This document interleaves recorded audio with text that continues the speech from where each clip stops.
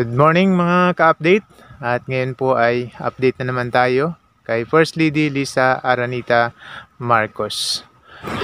Welcome to Romis Update Channel!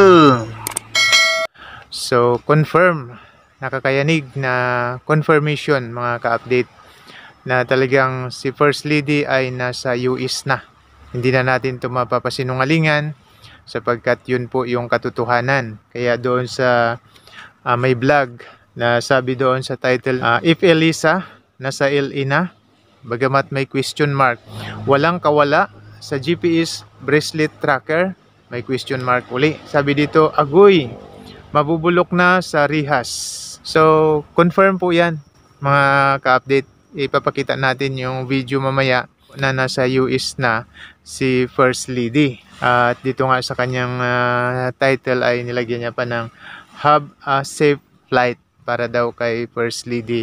So hindi na nga natin mapapasinungalingan yan dahil may video, tayo mismo yung magpapakita ng video mga ka-update.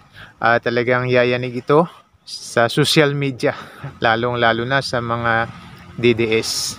Kasi po yung pagpunta ni First Lady doon sa US ay para magbisita o pumunta to the SpaceX Rocket Launch Facility, Cape Canaveral, Orlando, Florida, USA. At ito nga po mga ka-update ay nangyari noong May 7, 2025 doon sa SpaceX Falcon 9 Rocket Launch Dinner Reception. So yun po yung pinuntahan ni First Lady. Pakita natin yung mga picture na kung saan ay pumunta doon si First Lady, at hindi nga siya para mabilanggo, bagkus ay to be proud Filipino na mayroong Pilipino na pumunta doon. So pakita natin yung video mga ka-update.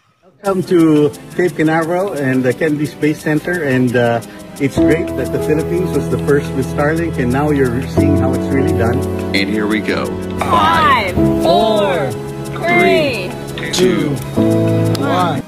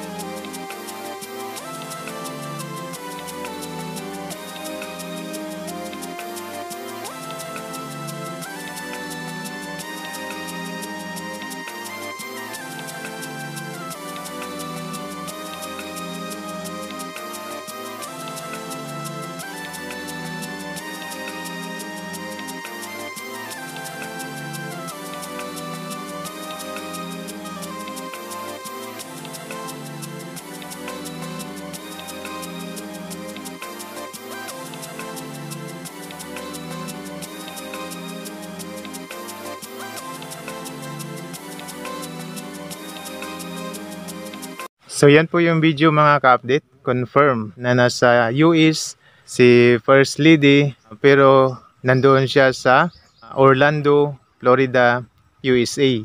At hindi katulad ng pinapalabas agad ng mga DDS, duda, daldal, syunga. Yun daw ibig sabihin ng DDS. No? Hindi totoo yung sinasabi niya na mabubulok na sa rihas si First Lady, pero hanga din tayo sa kanila sapagkat ganun sila kabilis mag-monitor kay First Lady. Kasi pag lipad ni First Lady, so alam nila, no? Bagamat hindi na pinapublic, alam nila na palis si First Lady. Kung sabihin yung nandun na, nakulong na sa LA, no? Wala na dito sa Pilipinas, bago sa LA. Kagaya nito, yung ating video na to, no, yung ating vlog na to, kung pasisinungalingan ninyo, nasasabihin nyo naman na hindi totoo na doon si First Lady sa SpaceX Rocket Launch Facility.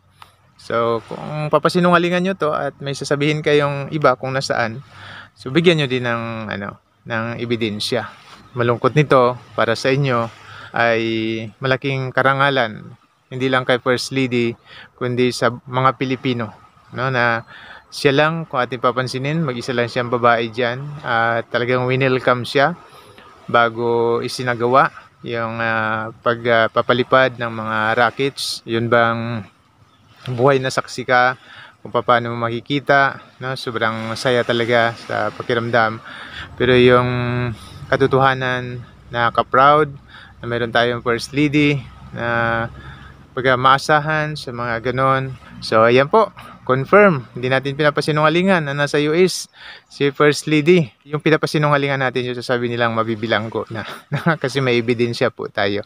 Okay po, so sa hindi nakagusto ng ating vlog na to, pasensya po, pero lagi nating sinasabi, tayo po ay nasa katotohanan lamang. At sa nakagusto po ng ating video, pa-like na lang po, pa-share na din, at pa-subscribe na rin po sa aming maliit na channel. Muli, maraming salamat po. Glory to our Lord Jesus Christ, and God bless po sa ating lahat.